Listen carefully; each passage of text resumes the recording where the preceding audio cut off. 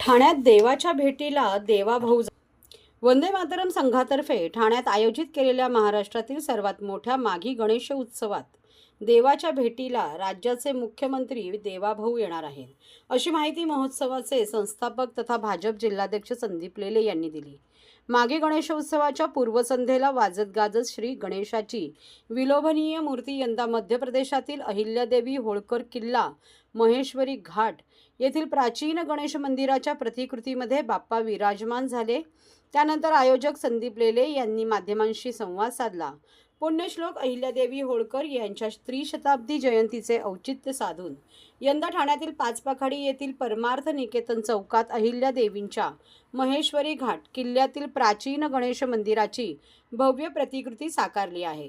यंदा या महोत्सवाचे 4थे वर्ष असून उत्सवादरम्यान दररोज विविध सांस्कृतिक कार्यक्रम, व्याख्यान, भजन, मुलाखत असे वैविध्यपूर्ण कार्यक्रम आयोजित केले आहेत, अशी माहिती देऊन संदीप लेले यांनी मुंबई, ठाणे तसेच अन्यत्र भाजप महायुतीचा महापौर होऊ दे असे साकडे घातले आहे, असे सांगितले.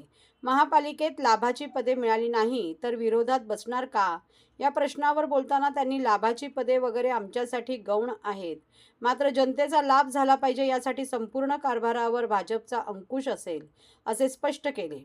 तसेच वंदे मातरम संघाच्या महाराष्ट्रातील सर्वात मोठ्या माघी गणेशोत्सवात देवाच्या भेटीला दरवर्षीप्रमाणे यंदाही देवाभाऊ येतील असा विश्वास व्यक्त करून मुख्यमंत्री देवेंद्र फडणवीस यांच्यासह उपमुख्यमंत्री एकनाथ शिंदे, भाजप प्रदेशाध्यक्ष रवींद्र चव्हाण, वनमंत्री गणेश नाईक आदी सर्व पक्षीय नेते, सामाजिक कार्यकर्ते, उद्योजक, कलाकार गणेश उत्सवाला भेट देणार असल्याचे संदीप लेले यांनी सांगितले. सालाबादप्रमाणे यावर्षी देखील माघी गणेश जयंतीचा अत्यंत उत्साह ठाणेकरांमध्ये आहे. अत्यंत आपण बघत असाल लाघवी आणि सुंदर साजिरे रूप मनोहर त्याला म्हणतात अशी अप्रतिम अशी मूर्ती, रत्नजडित कानी कुंडल असं सर्व त्या गणपतीला सजवून आम्ही इथे बसवलं आहे. सर्व वंदे मातरमचे स्वयंसेवक, कार्यवाह या कामाला लागलेले आहेत आणि या निमित्ताने या विभागातली ठाणे शहरातील मोठ्या प्रमाणात युवक आणि तरुण हे संघटित होतात आणि बाप्पाची उपासना करतात. सर्व ठाणेकरांना मी आवाहन करतो की गणेश जयंती हा अत्यंत महत्त्वाचा सण आहे, महत्त्वाचा एक धार्मिक दिवस आहे.